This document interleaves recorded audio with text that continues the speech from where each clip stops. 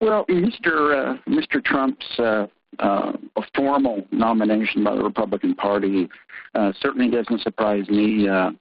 You might recall that a month after he announced, I had predicted on Press TV, on Press TV's network, that he would prevail because of the dynamics of the Republican electorate. The Republican Party establishment was ill-equipped to handle him and had grown so disconnected from its base, from its members, that Mr. Trump's victory was a foregone conclusion once he had announced.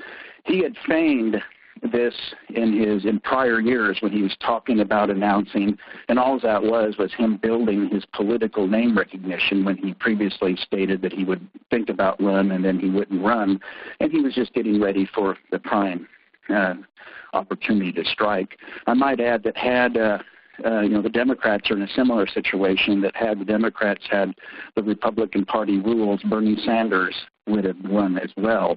But they had the superdelegate backdrop to prevent an outsider from assuming their nomination. But be that as it may, what we're going to see is not the great change that Mr. Trump has been trumpeting around the country. We're going to see a hybrid of Reagan and George Bush I administrations, and we'll see some gross disappointment. What is scary will be his complete ignorance in the area of foreign policy and his complete ignorance of social policy and his complete narrow-mindedness of the diversity of America, and the fact that America, from its very inception, was a multicultural nation.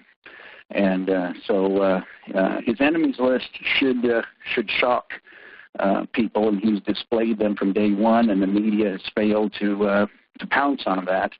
We're in for some dark times in the United States. The United States has turned a corner. It's not regressed, per se. Some people think that America has gone back to the 1920s and 1930s, to a period back before the Second World War. In fact, the United States has turned a corner into a, shall I say, a new nationalism that is even uglier than America in its prior years, because what we see now is politicians are successfully masking themselves and making it socially acceptable to be the ugly monster that we thought we had rid ourselves of. And I must say that Mr. Trump's triumph, and I do believe he will win the election, is a failure of the Democratic Party and a failure of Barack Obama to bring all Americans in to the change that was promised in 2008. Let's be clear.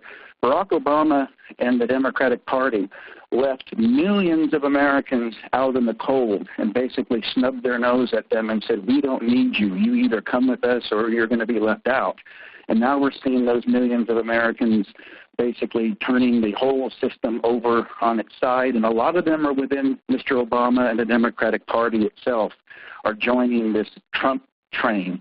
And I dare say trains are a bad thing. We've seen what they did and who they delivered to their doom in the Second World War. So I think we're in for some dark times. I think in the areas of foreign policy and world peace, I think Mr. Trump will overplay and use the military to prove his manhood on the world stage.